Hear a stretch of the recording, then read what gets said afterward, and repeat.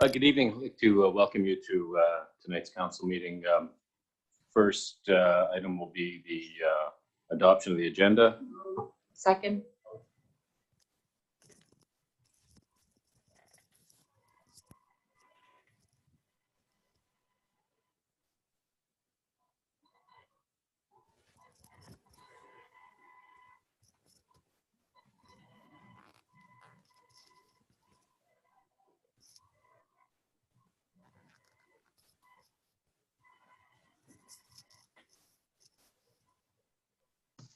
I think you guys got muted or something, or we can't hear the audio. Okay, do you hear me now? Yeah. Did you hear anything I said? No.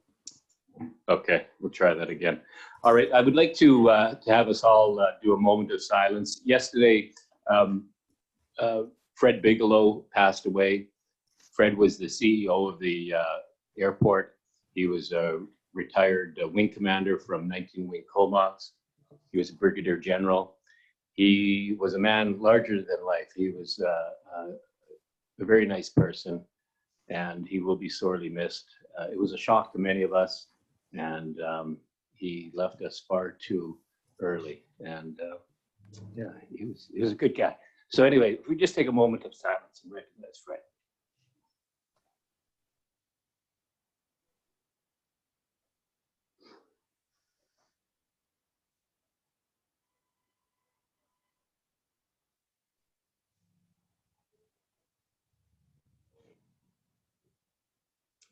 Okay, thank you. Carry on. The notice is hereby given that a public hearing has been scheduled for 7 p.m. this evening at the D'Astaire Senior Center. That's at 1801 Beaufort Avenue, in order to consider the official community plan rezoning application OCP RZ 18-06. That's the property at 2310 Guthrie Road. To start us off, we have 3 delegations. We have Audrey Craig and we have Sue Wood. And welcome, ladies. And if you would please take the podium and hit that button. And when it goes red, you're ready to go.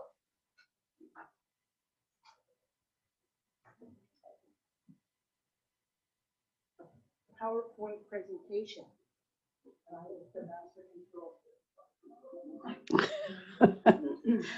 Well, hello, everyone. I'm Audrey Craig, and I'm here today with Sue Wood. Thank you very much for this opportunity to present to you this evening the Philburg Heritage Trees, Your Legacy Lives Here fundraising initiative.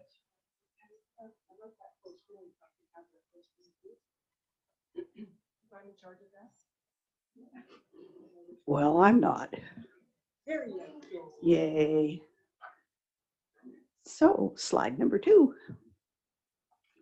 So let's start with a little background information about our project. In 2017, with the support of Town of Comox Council, Philburg Heritage Lodge and Park Association applied for a federal heritage grant to create what is now called the Heritage Walk. Even though we were not successful with the grant application, we began development of the Heritage Walk program and what it was then called the Adopt a Tree program. The Adopt a Tree program remained dormant until 2019, when it was rebranded as Philburg Heritage Trees, Your Legacy Lives Here. And for the tall person in the room. Just a few insights into why we chose to rebrand the initiative as the Legacy Heritage Trees program. It's to reignite the interest in the initiative as a significant fundraising opportunity for the Philburg Lodge and Park Association. It provides an authentic opportunity for Comox Valley families, local businesses, and community supporters to share in the legacy of the park and the Philburg family. It raises public awareness regarding the unique aspects of the lodge and park as a wholly unique property, and to encourage more people to come to the park and enjoy all it has to offer. The sponsorship aspects will include, for those who are interested in taking part and supporting this initiative, 30 trees have been designated for the initial sponsorship offer. Sponsorship will be for five-year terms at a cost of $500 per term for families and not-for-profits, and $1,000 per 5-year term for corporations. Sponsorship benefits include a lovely plaque recognizing you as a sponsor. Sponsors will also have their photo taken with their tree and be invited to the annual Legacy Trees sponsor picnic. Short person. So the timelines. Philberg is going to be working very closely with legal counsel to finalize the Legacy Trees sponsorship contract, and that will be in collaboration with the town. Creation of a promotional video and marketing collateral is in progress. Final approval of Legacy Trees plaques and stanchion design is pending. And we hope to have it launched for Earth Day 2021, if Dr. Bonnie says we can, in April of 2021. So now we're going to take a little sneak peek at a very short teaser video that we've had produced. There will be an extended promotional video as well, and still photography for publicity and marketing purposes. Do I have the magic button to make that quick thing? Thank you, sir.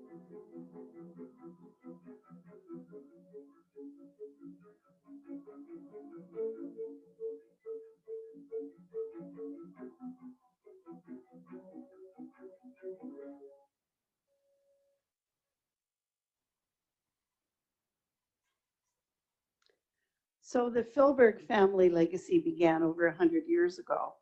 Your family's legacy begins today at, we hope, our park. And we would welcome any questions you might have, except Ken. Okay, Ken, can you leave the room for a moment? We're going to hang him from a tree. Yeah, thank you very much, ladies. Any questions from council, comments? Yeah, just a quick question. I think that's a really great motto and video, and it's really well presented. Is there going to be 30 family sponsorships and 30 corporate sponsorships? I was just kind of getting a total number, came out to like 225,000, or is it 30 total? We're starting out slowly. Yeah. We have recognized 30. We're starting out slowly, so we've recognized 30 trees to start, and that will be a combination of personal and corporate. Any other questions? Seeing none, thank you very much, ladies, and good luck with this. It looks, your little sneak peek looked great, and I wish you much success with that.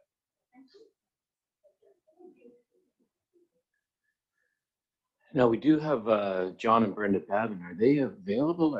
They're coming in person? Okay. So John and Brenda Babin will be talking about variance application over here on Ellis.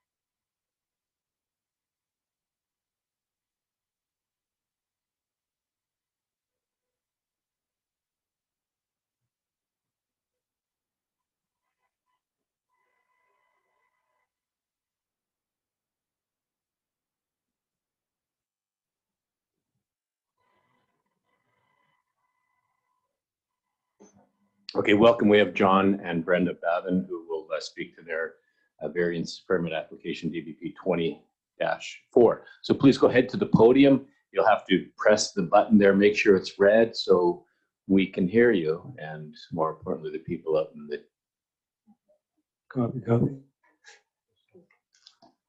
Okay. So we got that. There's no pointer on this, right? Okay. So, do you want to start? So anyway, I mean, a lot of people have seen your house now because we're in a fairly prominent spot there in the corner of Ellis. The house hasn't been built according to the classic sort of Comox box type place, right? So that being said, the very top of that parapet, as we see it now, is about 2 feet below what the allowable 8-meter allowance is for our overall height. And then to the left, I don't know if you want to point out that point. If you can reach that high. You got a pointer?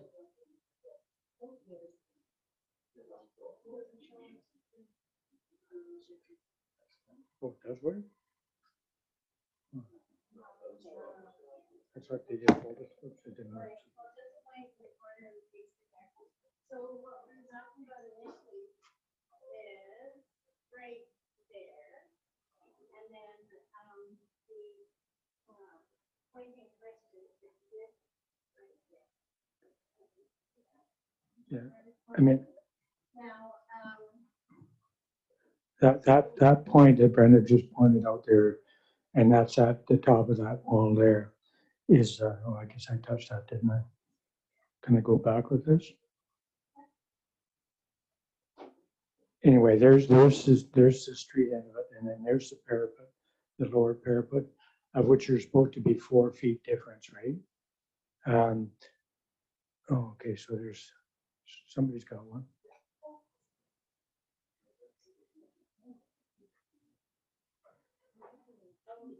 okay, so the difference between here and over here.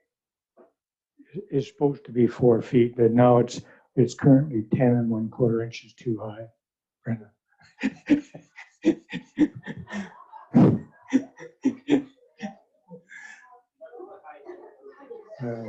What was it?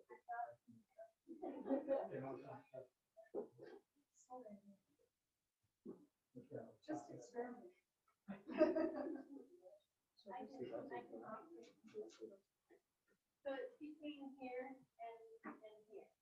And the difference was, the difference is 10 1/4 inches that we're too high right here from there. But this whole section here with their, yeah, you can see here, it supports the overhang.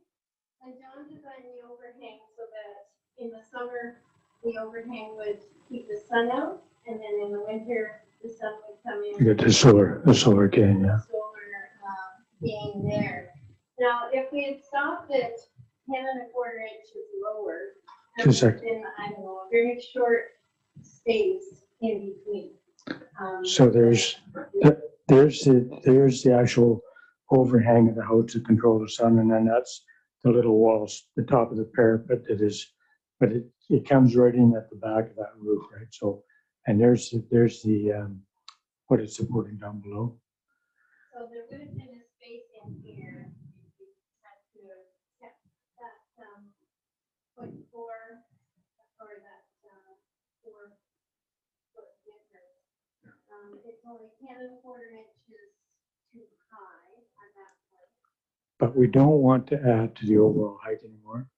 We want to sort of keep things, I mean, we sort of got sweet proportions right now with the height, and I don't really want to add another, we're 2 feet under, and I could add another 10 1/4 inches, right? But I still want to try and keep the building so it's not in everybody's face quite so much. But anyway, so all these houses that I've got here are within 170 kilometers of Comox. A lot of more modern houses down island and in Vancouver and Nanaimo.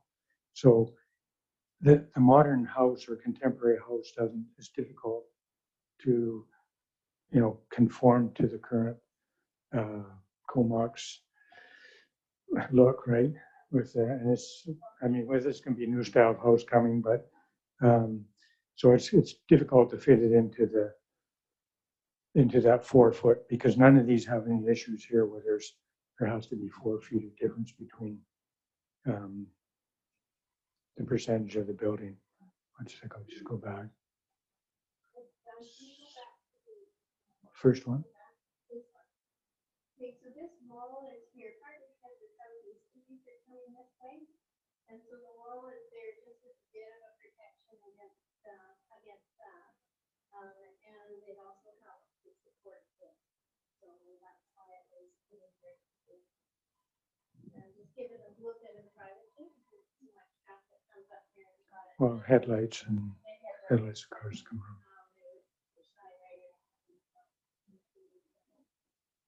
So that's our reasoning behind having that.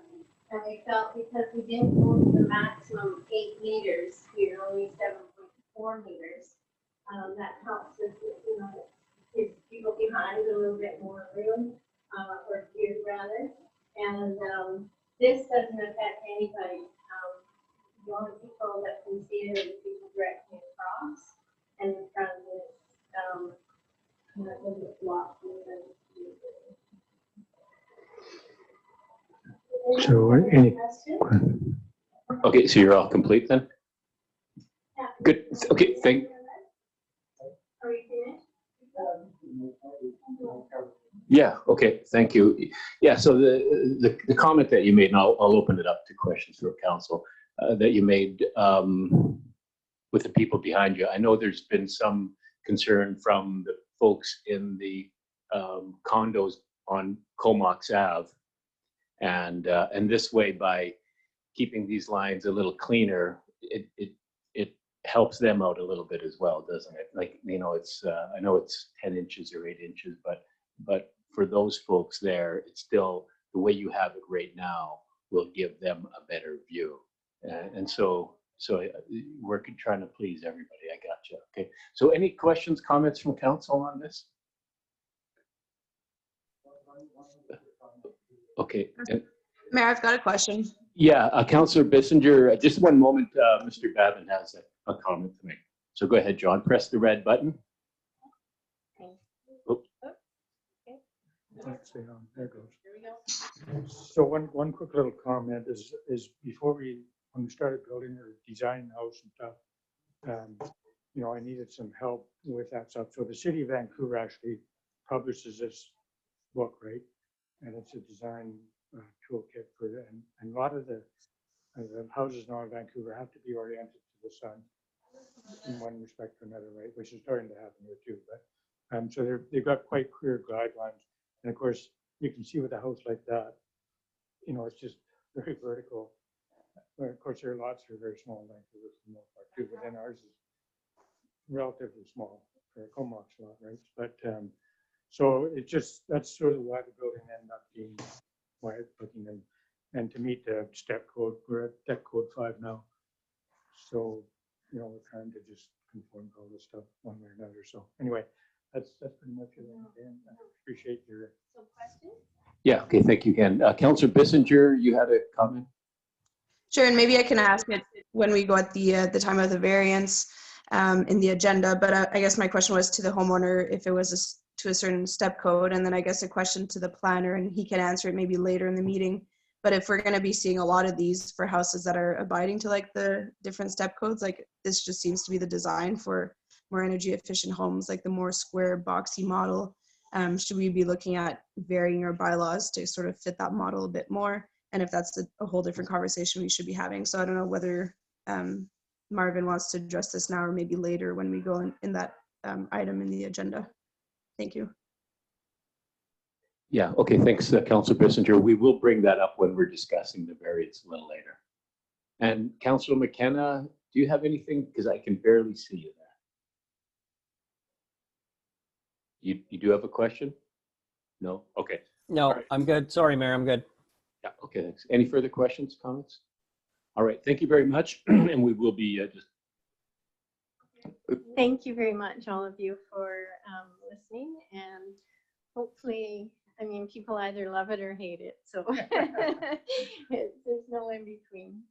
Okay. Okay, and we will talk about this a little later.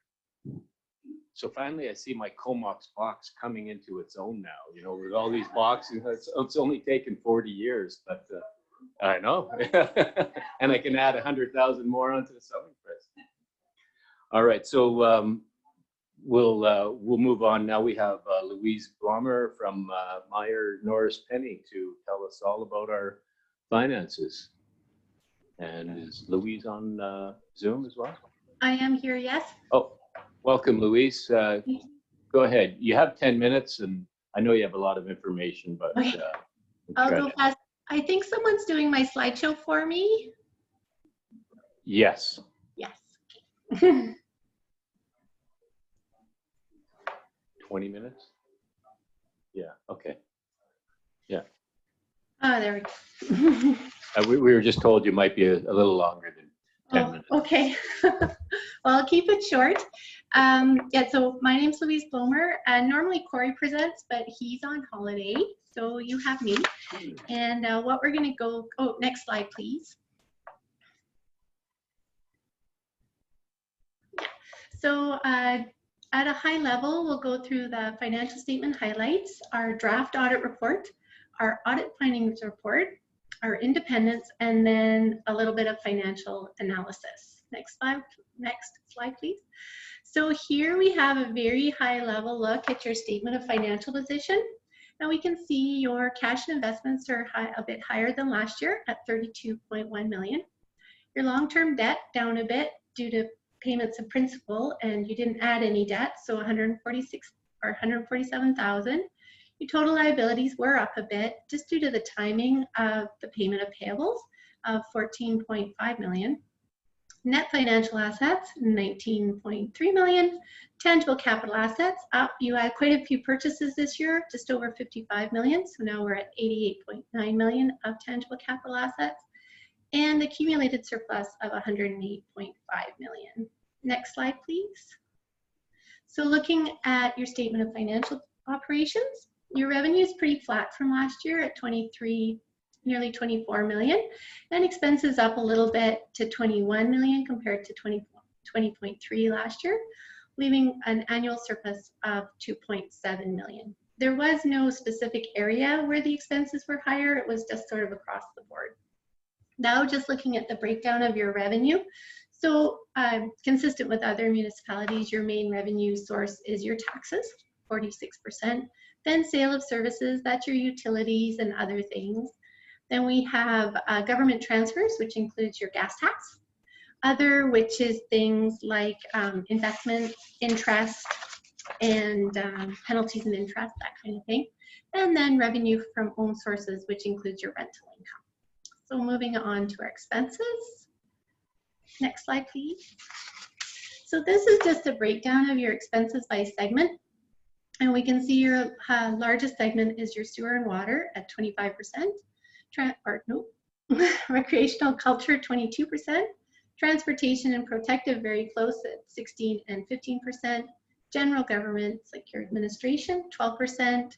Solid waste management, 6%. Development services at 3%. And then finally, your marina at 1%. Next slide, please. So here we have your statement of cash flows. And we can see that provided from operations this year was about 6.3 million. You purchased just over 5 million in capital assets this year, and you transferred about 1.2 million from your investments into your cash, into your bank accounts basically this year. And we can see that payment of your principal on debt of 23,000. That left us with a cash inflow of 2.5 million this year. We can see last year you had a cash outflow, and that's because you contributed to your investments. Next slide, please. Now we're looking at the composition of your accumulated surplus at 108.5 million. So that's comprised of your invested in capital assets amount of just over 88 million, or nearly 89 million, your reserves of nearly 13 million, and then your operating funds of 6.7 million. Next slide, please. So our draft audit report, we are going to give an unqualified opinion, and we'll be doing that once the financial statements are approved by council. And it does say in the slide that we had some minor outstanding matters, but actually we've completed all of those. We've received all our legal letters and other confirmations. So it's just council approval now.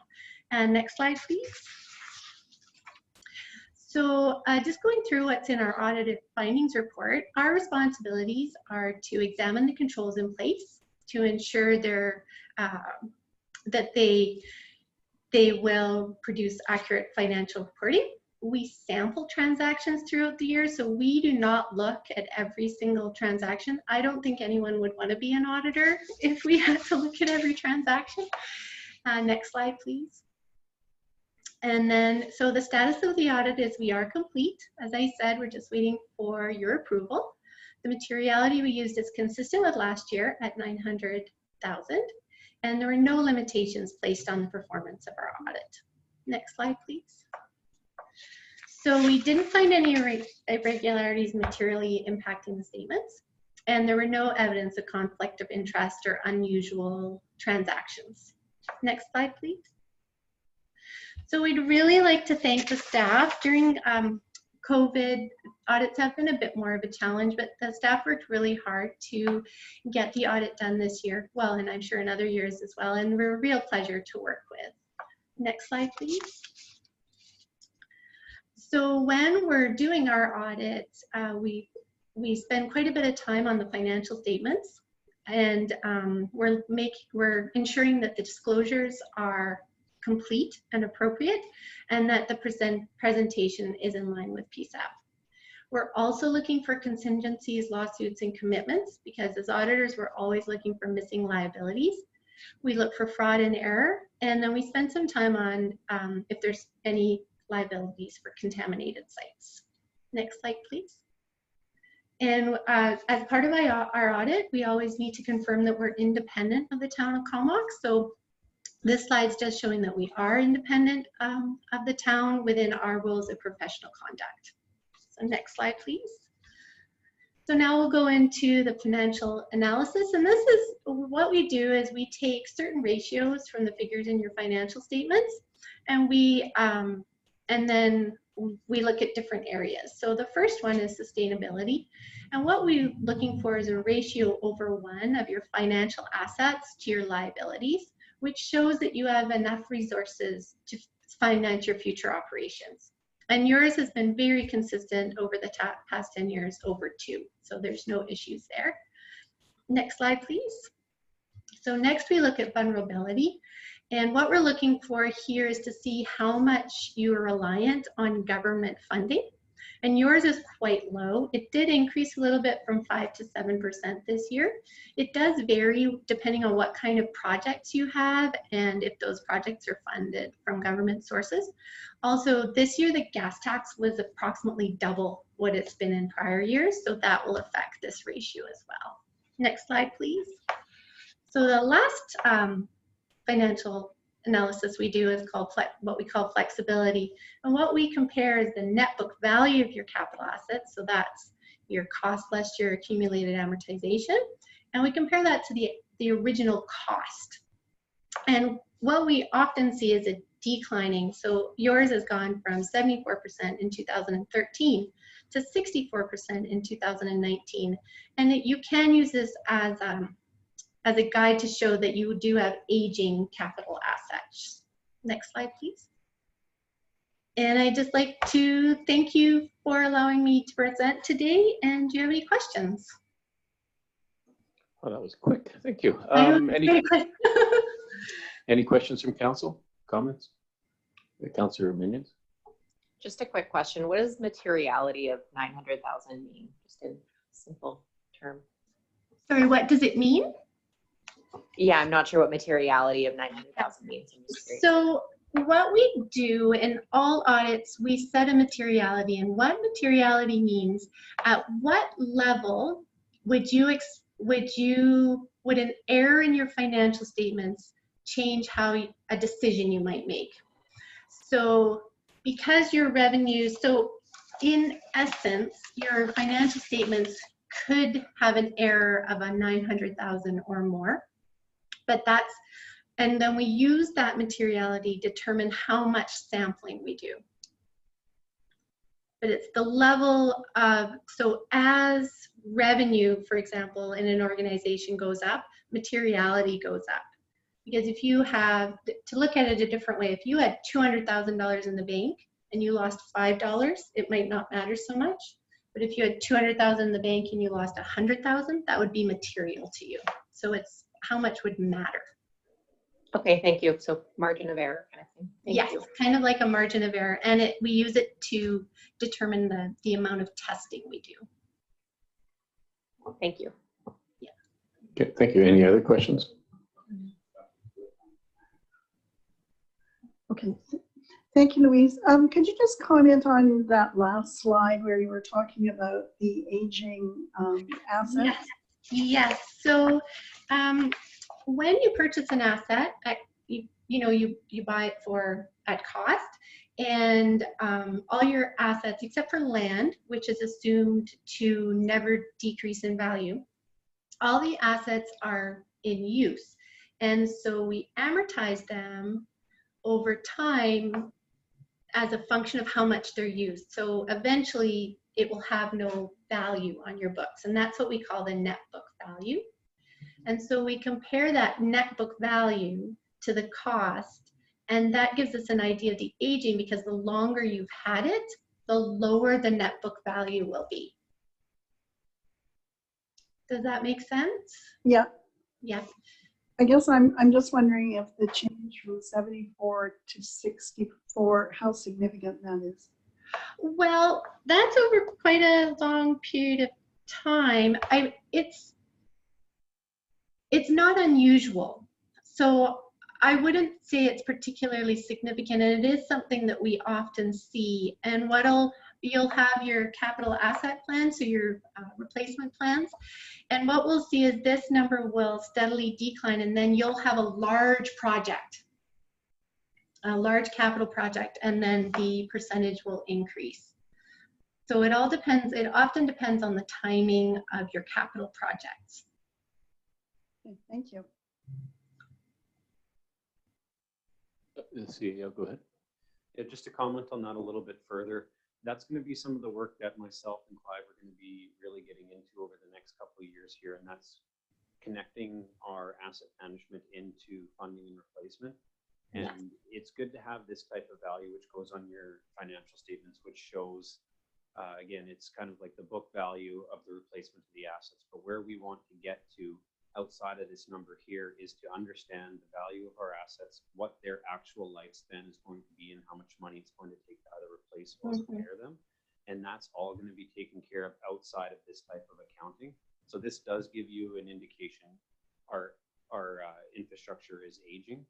The real question is, our infrastructure is aging. Are we saving appropriately for it, and can we afford it?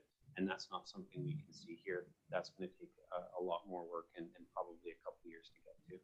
Yes. Yeah, and that ties into your reserve balance. So when you're working with your capital asset plan and you're looking at future costs, where all of this is in the past, these ratios are based on past costs, and so your capital asset plan will look at future costs, and that also ties into your reserves and how you're saving for these future purchases or expenditures. Okay, thank you very much. Any other questions, comments?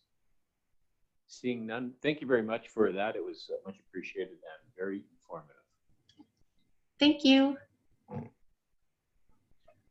Okay, we'll move on now to minutes of meetings, regular council meeting minutes for August 5th for approval. Any questions? All in favor? That's carried. And no committee reports, management reports for receipt and file. And any comments on that?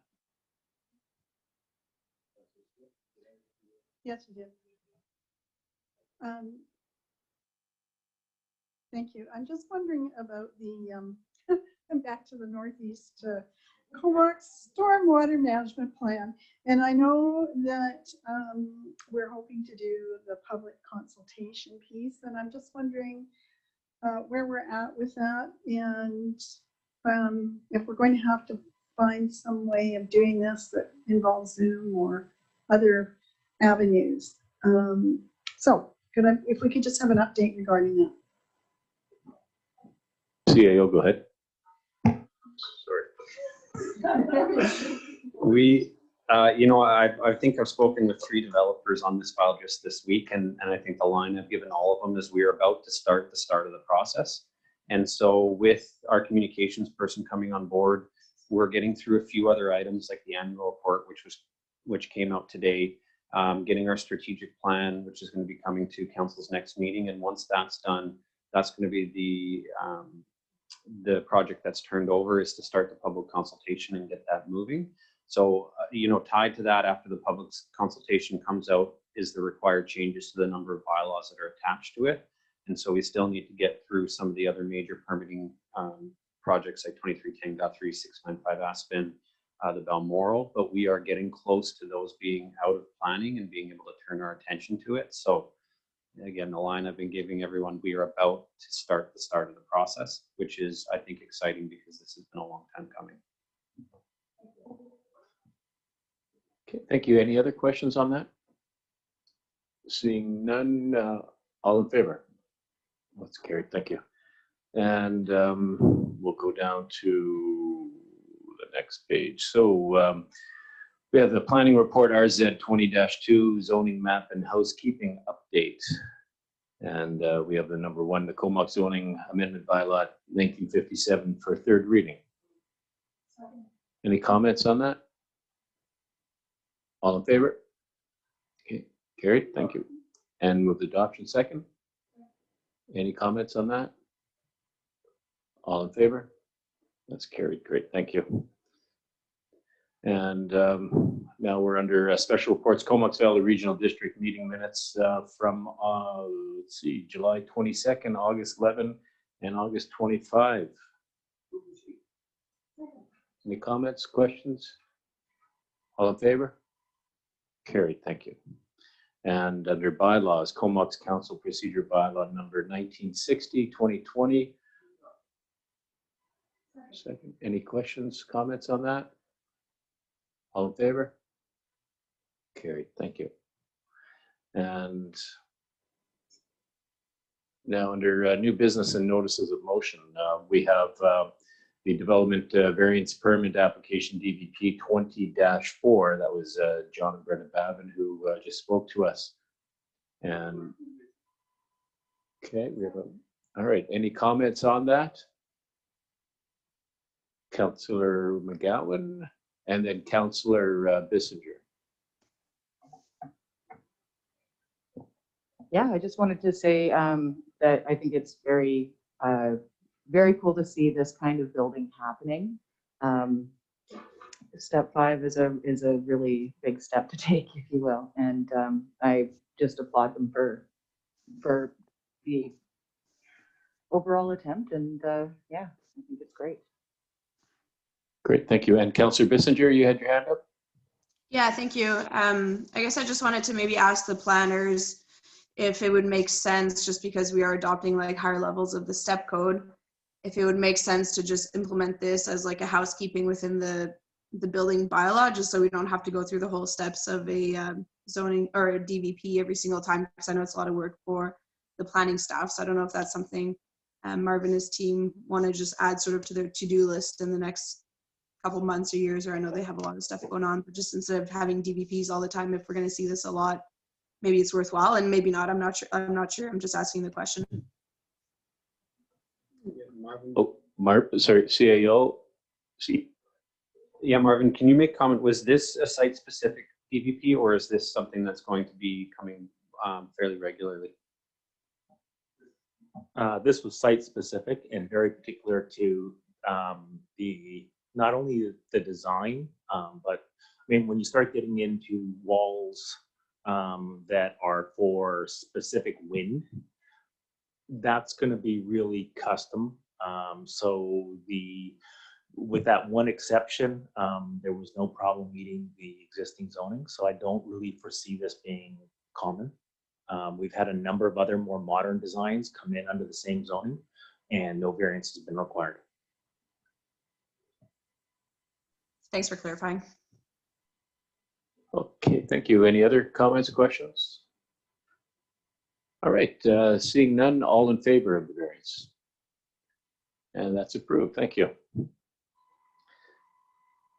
And I don't know if they are out in the other room waiting to hear any information, or no, we haven't made comment that we're gonna let them know or anything like that. Okay, good. All right, so we'll move on to the budget variance report with year-end estimates that we received for information. And any comments on that? CAO? Yeah, just everything looks fairly good halfway through the year. There's a little bit of change in our revenue and expenses. They mostly balance out.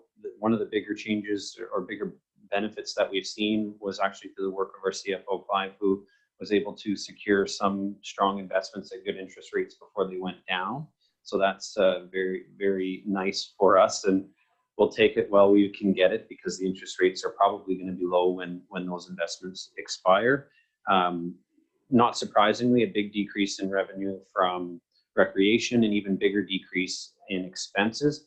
That's probably the number we have the least certainty in is the expenses on the recreation side, but we'll continue to monitor it and report out at the end of the year. But overall, we appear to be coming out just a little bit ahead of where we had planned at the beginning. Oops. You want to say something, Kim? And thank you, Jordan, for that. Can I go now? So I don't know if this is a time to talk about this, but at our sports complex, are we in line with what the other areas are doing and what other places are doing? Because I've had a few people call regarding our fees and how that works. And it's a bit of a conundrum for us, and I'm not sure if this is the right place, but I just want to make sure that we're in line with the regional district and the city of Courtenay, who I think they've only just opened. But what's happening is people are paying their fee. And if you're a senior, for example, in our town, you pay $300, I think, a year. And we credit that this year towards goings. But if you go 4 times a week, that's going to be $1,000. It becomes a bit of a conundrum because you can see we're losing money on the facility and we can't afford to really give deals. So I want to make sure we're in line with what the other communities are doing. Yeah, so the change that we've had hasn't been driven by a desire to bring in more revenue. It's been driven by the fact that the recreation booking software, which we need right now because we need to book people into time-specific slots because we cannot bring the amount of people that we normally do. So our gym is limited to 22 people at a time, whereas prior to COVID, I understand that there could have been 60, 70 people in there at once. So that is why we have the system that we're doing. And there's issues. The recreation software just wasn't built to handle booking specific time slots for people with passes for free, while at the same time requiring those time slots to be allocated through the purchasing of 1-hour drop-ins. And that's a problem being faced across all municipal bookings. So it's not just Comox that's doing that. The regional district is. The last time I had information, Courtenay hadn't opened yet, but they were going to be opening under the same system. And we checked into Nanaimo. All of the Nanaimo municipal gyms are doing it the same way that we were. Even we checked into Victoria, I believe, and they were all having to do it the same way. And that's simply because the municipal recreation software was not built with this stuff in mind. We're hoping to find other ways to deal with it, but we're not sure what that's going to be. I know that there is that belief, and we try and educate people when they talk to us that we're doing this in order to recoup costs, and that's not the driver. We're doing this just because we're limited in our technical ability to do anything else. Okay, so with that to the CAO then, so if Mr. Smith bought himself, he's a senior, he bought himself a yearly pass, it cost him whatever, the $300, but now due to COVID, he has to pay per visit, correct? Does he get that $400 credited to him, or is he paying that $400 plus X number of dollars per visit? So he can have that money credited back to him. They can keep their pass and just leave it on pause for when we get through this and they're able to use it. But anybody who wants to, they can either have that money credited back to them onto their account, or they can seek a refund as well. Yeah, it's not ideal, but neither is the situation that we're in. So, okay, any other further comments on that? All in favor? That's carried. Thank you. And then we go down to the draft 2019 annual financial statements for receipt. Okay.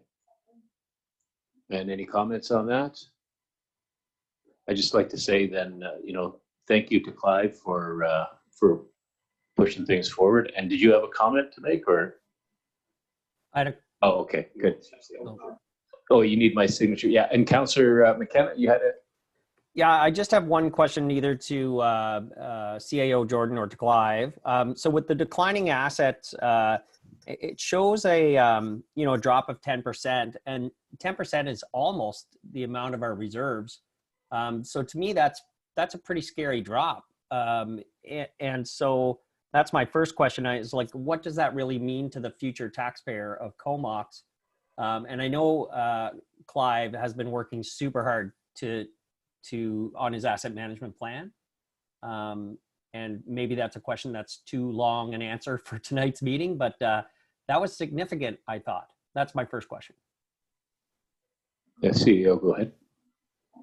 Yeah, the answer to that is going to be, I think, a while coming yet. I think we're probably a year and a half, 2 years away from knowing exactly what that picture is. Now, that if we have our value of our assets dropping at the same amount or the same rate as the increase in our reserves, that's exactly what you want to see. That means that we are putting away the right amount into our bank account to fund replacement of our assets. But it gets a little bit more complicated than that, because the amount of assets that we have tracked through the financial statements here may be missing quite a bit of things. They may be missing different smaller infrastructure. They may not have a strong connection to the actual replacement values. So there's a lot more asset specific work and linkages that need to be done beyond what we have here. The type of accounting that's in these type of statements is a really good high level look at what's happening, but it doesn't get down into the details and what that's going to mean for the amount of savings we need to put aside. I'm not sure yet. I don't think any of us are quite sure yet, but we are going to work towards getting that answer. Is there anything you wanted to add, Clive? Is that we are in phase 3 now of our asset management program. The first one was to create the inventory. That was in 2018. 2019, we looked at the conditions of the asset and got community life. And based on that phase, we found that we had 40% remaining life in our assets overall at that stage. There's further work, and phase 3, which we're in now, is to do long-term financial planning. It's funding the gap in what perhaps is required for spending versus what money we have available for spending in replacement of assets, and with a heavy focus on, we're talking replacement of assets, and that's what our reserves are get year for. So I think we're just staying tuned for the results of 2020's result. That'll be, I think, a really helpful report.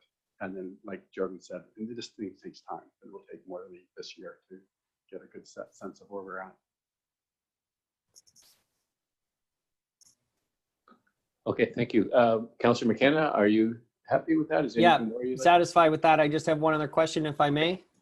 Yeah, thanks for that answer. I noticed in the expenses that recreation and cultural was 22%.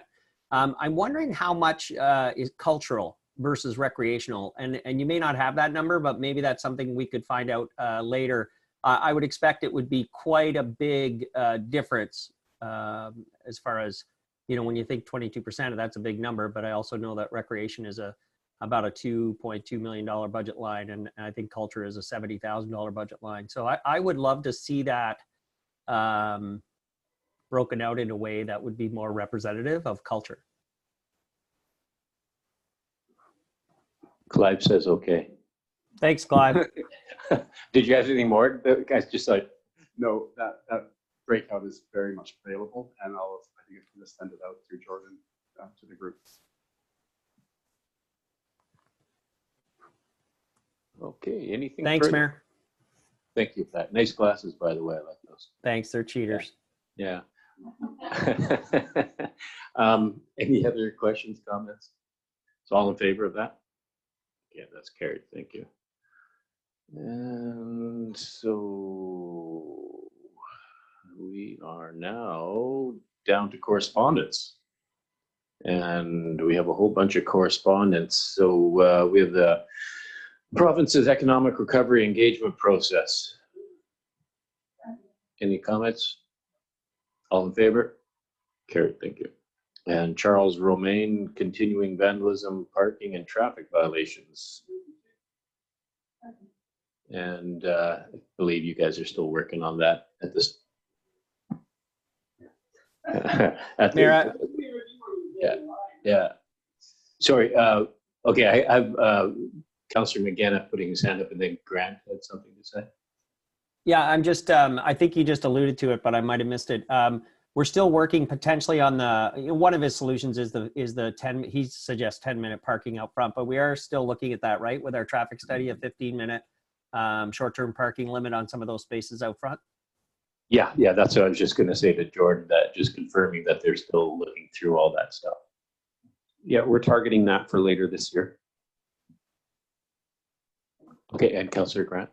So I look at this letter, and it's a continuing letter that seems to be going on where we're dealing with the RCMP, and we also have the street racing. And last night I got my taste of that. They were up behind our house just going at it. We seem to phone the RCMP, and it doesn't seem to me to be a very satisfactory response we're getting. People get really sick and tired of this kind of stuff. And when you look at what we pay for policing, and that we, in my opinion, overpay for what we had that discussion a few meetings ago. Why is it that we can't get a better response on some of these things? I mean, it's really stuff that's out of our control when there's street racing and some of this stuff we can do with bylaws, but really there are CMP issues. And I just don't feel like we're getting very good bang for our buck sometimes. Yeah, and I agree. And, the town of Comox pays for 12 police officers. And in my calculation, we should have one RCMP officer per shift around Comox. And I don't see that. And what I see, and I know I'll probably get some pushback from this, is that we are subsidizing the other parts of the valley for our policing costs. And we do need to somehow address this. And this is what I would like with our CAO and Inspector Curvers. Maybe we can meet, invite him here again. But you're right, you're bang on that we need to start seeing a bit more of a presence here. And, I think we need to work towards that. I think that when you look at, there was a report that came out that said we pay for 18% of the police officers and we produce 10% of the calls. To me, that means we're at least overpaying our share. I think when we have calls like this, we should be able to get better action than we do. Agreed, 100%. Any comments? CAO. So I've requested a meeting with the RCMP next week. This is one of the issues I'm going to raise. The others are questions in understanding their budgeting process. So we've seen a fairly significant increase in the amount of cost for policing in Comox over the last, I would say, 7 or 8 years. Now that is due to, we've always had a ceiling of about 13.6 officers for which we would be willing to pay, but we've never paid anywhere near that amount for a number of different reasons. They haven't had that many police officers, there's been vacancies. But I'm wanting to get an understanding if there has been a shift in the way the costs are being allocated across communities. That may be the case. We don't know yet. So I'm going to have a meeting next week with the RCMP to raise both of those issues. On some of the other, so the municipality can't take care of street racing. We can't flag people down for tickets, but what we can do is issue noise tickets if people are revving up their engines, if they're doing burnouts. And so next regular meeting, we are going to be bringing a new bylaw system, which will allow us to do that much more easily. The current MTI system requires us to serve tickets in person. This new system will allow us to simply mail them. And what we can do, and we're trying to work with some of the people who have been calling us, is if people simply get license plate numbers, dates, and times, we can go and issue violation tickets for people doing those sorts of things. So it won't replace what the RCMP can do, but it'll start to give a financial penalty to people who are causing inconvenience for the residents here. You know, it's a difficult one because last night it was at about midnight or a little later.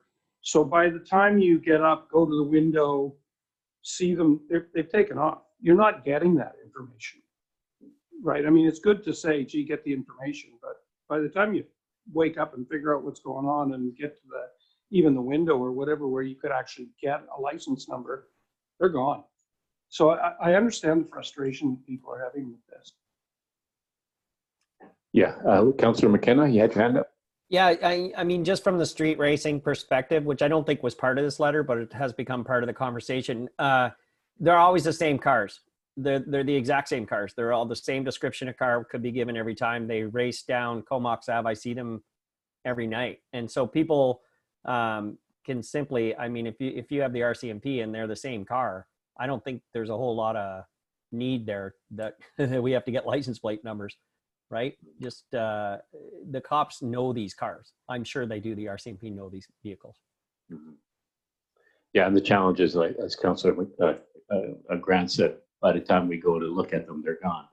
Yeah, but it's the same. It's literally the same car, right? Yeah, like yeah, no, I'm agreeing with you. Yeah, okay, yeah. Yeah. I do also, and McGowan, will go to you. I do want to acknowledge the RCMP. They've done a great job in our community.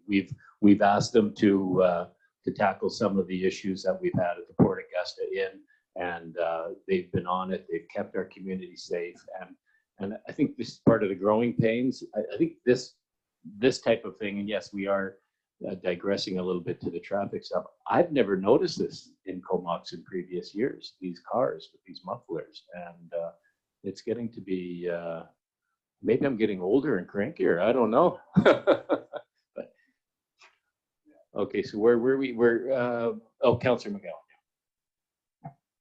Just to add, because of where I live, right by Lazo and Torrance and everything, we've been in that property for about 4 years, and we've heard cars there almost every night.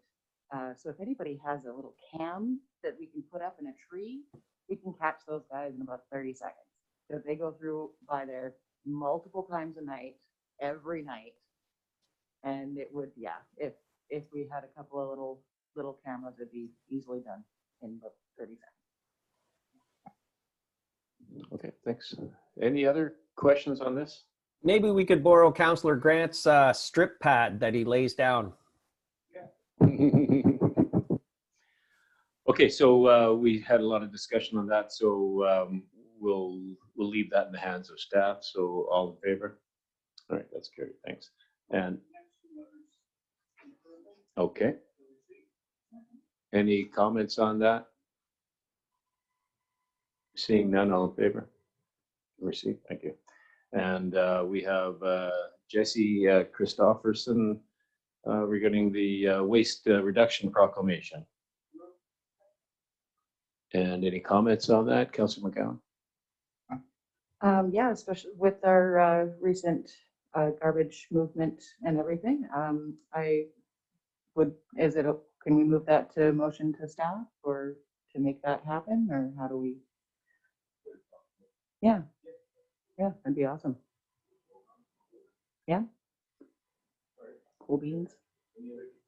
Any other comments on that? So we will have ask staff to prepare that proclamation for my signature, and we'll post it. All right, all in favor? And that's carried. Thank you. And Danita Welch, Community Excellence Awards. Any comments on that? All in favor? Carried. Thanks. And for received Haley Dewhurst, the September street closure. Understand that they've reviewed this and they will not be doing a street closure. But,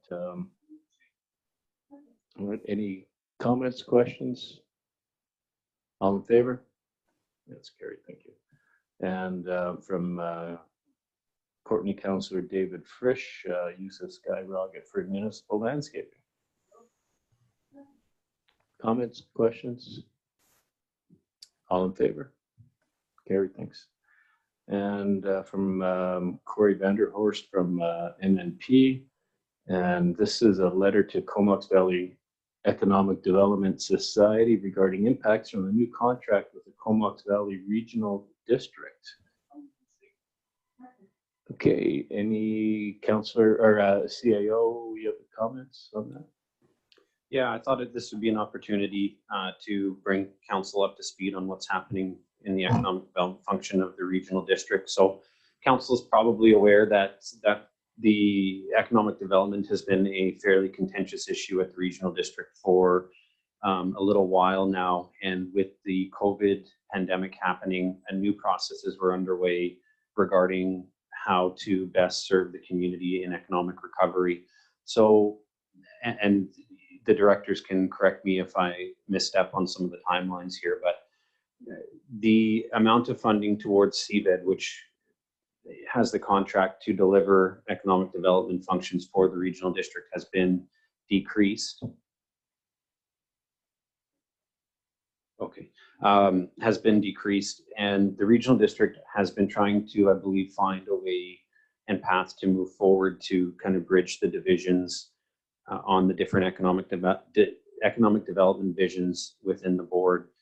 So in regards to the economic recovery, what has moving forward in the committee tomorrow is that there's a recommended change. So all of the CAOs got together and talked about how can we best move this forward. And there's going to be a change in how the recommendations are being funneled up to the board for decision making and then to CVED for implementation.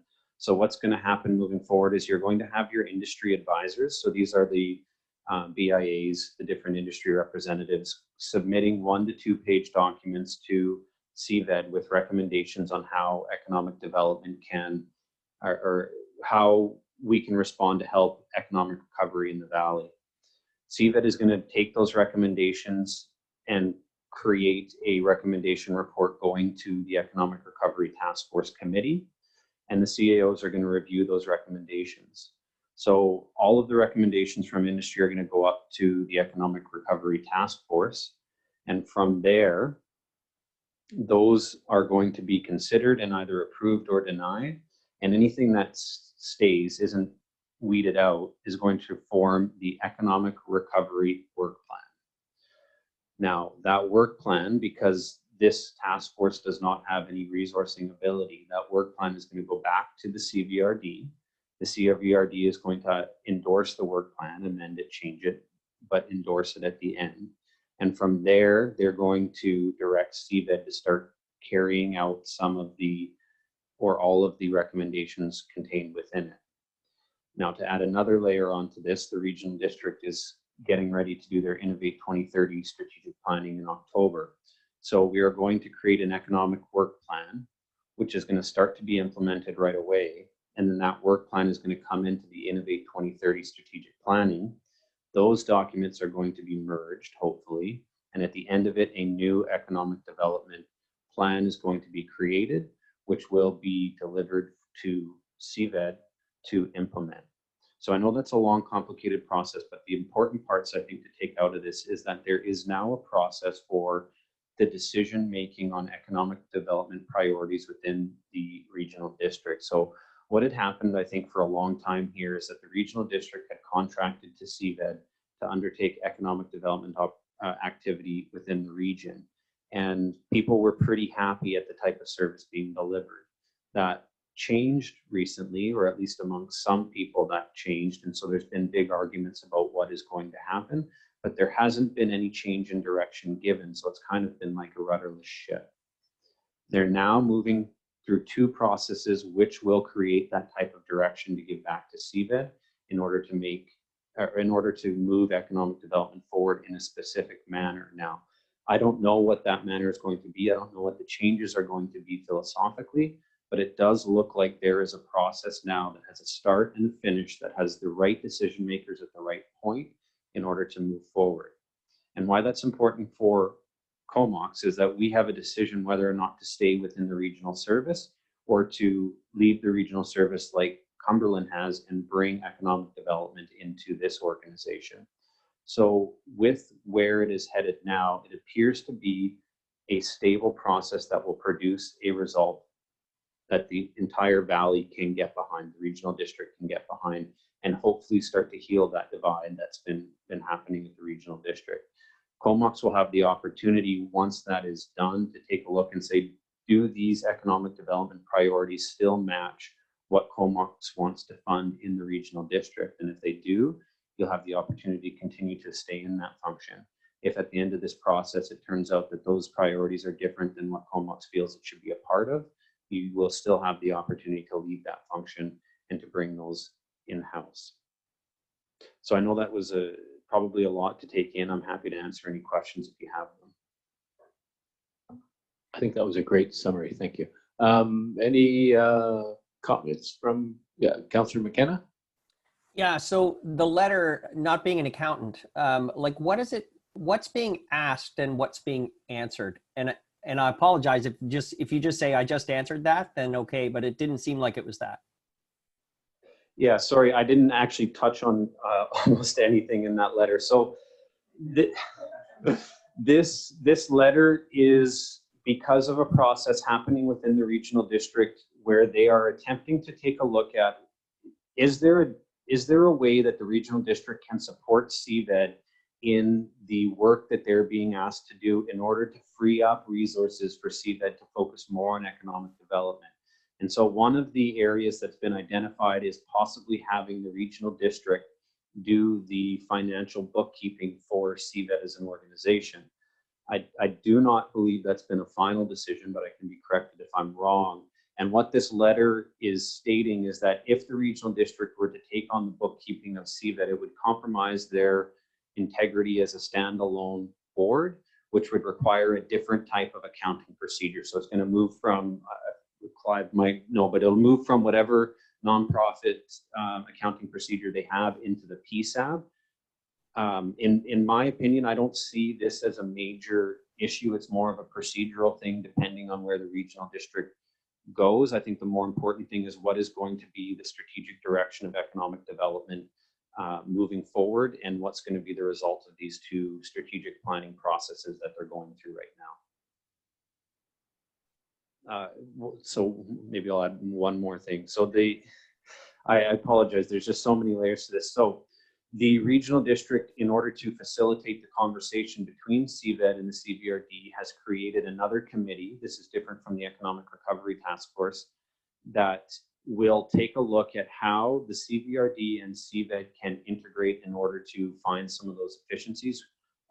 Councillor Swift will be on that committee along with two other people, and you may want to speak a little bit to that. We've got some terms of reference, and there's been no decisions made except who's going to sit on that committee. Director Hillian and Director Hamir will be sitting on the committee as well as myself. And we have yet to meet, but we're going to be meeting soon. A call's gone out for that. And we're going to confirm the terms of reference at that meeting, but it's a way to look at the way the service has been run and see, I guess if there's some efficiencies, and there have been some concerns over the years that we need to work through. So it's a way of really stabilizing the relationship.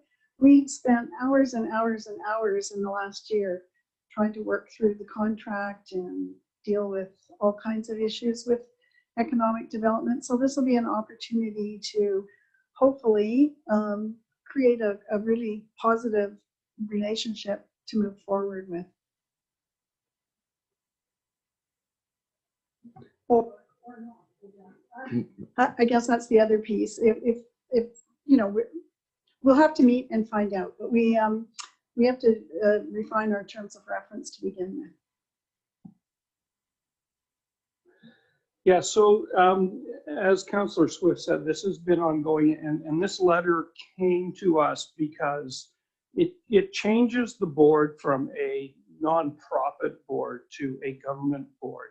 And so it leaves economic development currently in a place where they don't really know who they answer to. Do they answer to their board? Do they answer to the CAOs? Do they answer to the regional board? They're kind of stuck in limbo here, not knowing who they answer to. The other issue is financing. The budget has been dropped from 1.2 million to 800,000, but then the task force is looking, will be looking for some money for some of these economic recovery things. So do they have money for that or do they not? Like there's just a pile of questions that have been brought up by, I think, people that, you know, they have an idea and a vision of where they want to go, but I don't think a lot of this has been thought through very clearly. So I think that it's important with this integration committee that we give Director, or Councillor Swift in this case, Director at the other table, some autonomy to do what's best for Comox in this. And that could look like a whole bunch of different things.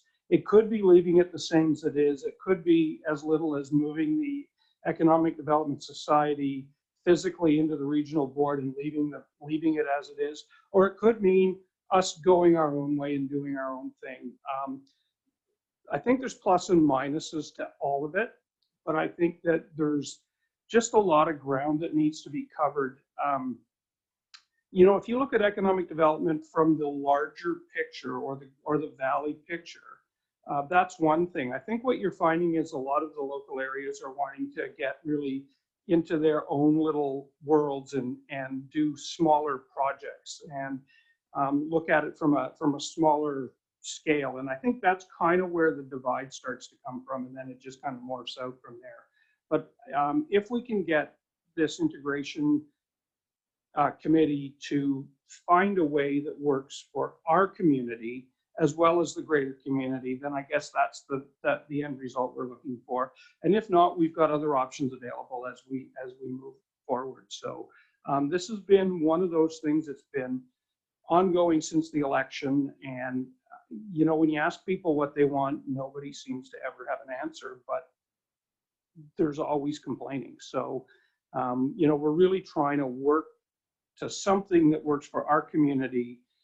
And you know, and also works for the valley in a greater vision. So that's kind of where we're at, and I kind of stuck Councillor Swift with this one. So she still got the tire tracks on her back from that, but I'll, you know, we'll be working with her and you know, certainly welcome any of your comments or any thoughts as we move through this. So I think that kind of sums it up from my point of view, anyway. Okay, thanks. Yeah, and from myself sitting on the committee there, I think it's very unfortunate that we're having this types of discussion at this time with, you know, trying to get an economic recovery due to COVID, and there's this type of issue going on that I really think undermines the good that CVEDs could be doing, and the direction that we should be giving them, I don't think has been there from the group as a whole, and they've been confused. And one of the things, I guess, just more of an anecdotal type question, not really looking for an answer, but they, and to Councillor Grant, I'll direct this to. So they've had $400,000 less that they've been given for their budget. And we pay into that. Is any money coming back, or is this task force going to be looking at $400,000 to spend for here and there? Is Comox going to be looking at a bit of a rebate for what we've paid, because we've paid up? I've had enough of you. That's it.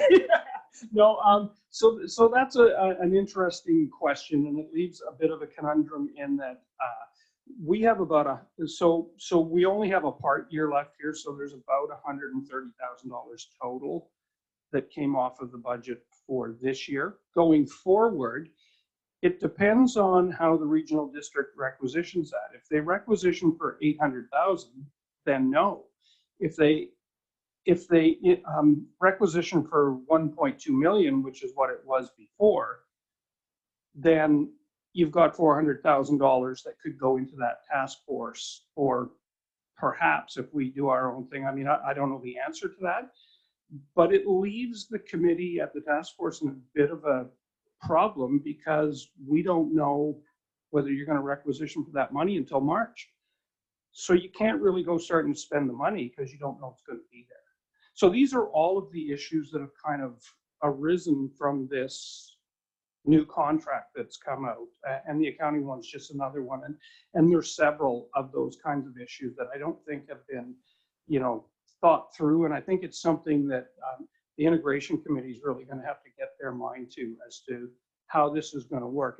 And I reiterate at the regional board, and I'll say it again here, whatever plan comes out has to work well for us. A full integration into the regional district probably doesn't work for us because we don't have a lot of voting power at the regional district, and all of a sudden we'd be throwing that money in and not having very much, if any, control over how it gets spent. So they've got their work cut out for them to try and figure out how to make this work. And perhaps it's status quo at the end of the day, I don't know. CAO, you had something?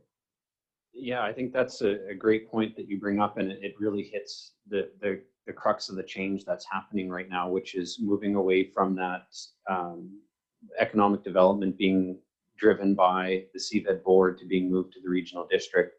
One of the positive things, and I'll share with council the report that's going to the task force for their meeting tomorrow, and I'm very happy with the report that the CAOs came out on that, because it says a couple things. It says, one, the task force is not allowed or does not have any resources to it, and that needs to be addressed somehow. So that should hopefully start getting people or having the conversation of where the money is going to come from in order to do this. And the other thing it highlights very clearly is that the amount of work being asked of CVED to accomplish just in those documents alone is beyond their capacity to do so. These are really capacity issues. And as they go through the strategic planning processes, we have a million ideas, which is always the case in economic development, and you need to weed it down to what is important and what can be accomplished. And when it comes down to the requisition amounts, it should come out of the work plan, which is going to be coming from the Economic Recovery Task Force. And it should come out of the Vision 2030 for the economic development moving forward on how to build the region. And then when that is done, the question that should be coming to the regional district board is, given that this is our plan, given that this is the plan that the CVRD has agreed on for economic development, how much of it do we want to accomplish next year? And the requisition amount that needs to be done is based on how much you want to be accomplished. So you put the resources into the plan in order to get whatever it is that you want done. And that's where Comox can take a look and say, this new model where the regional district is setting the economic development priorities rather than the standalone society is either working for us or it is headed in a direction that doesn't benefit what we're trying to do. I think that it's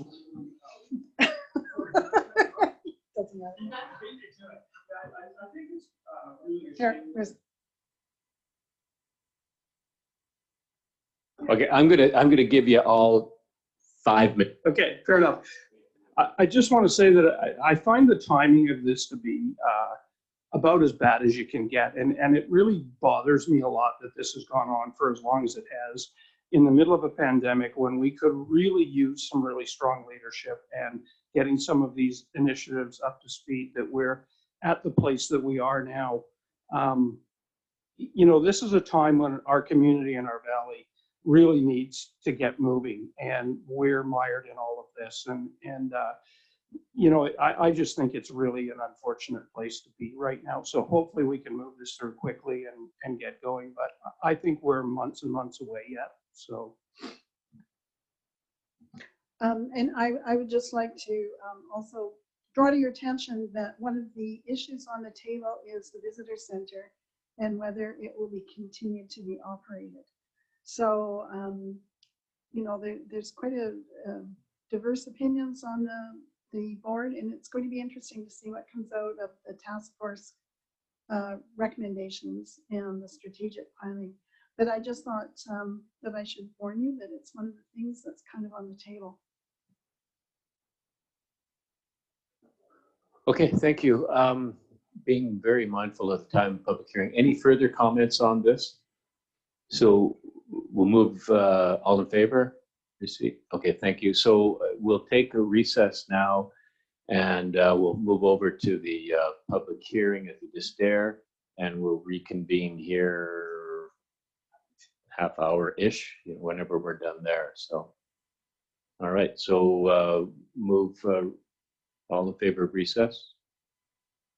Carried.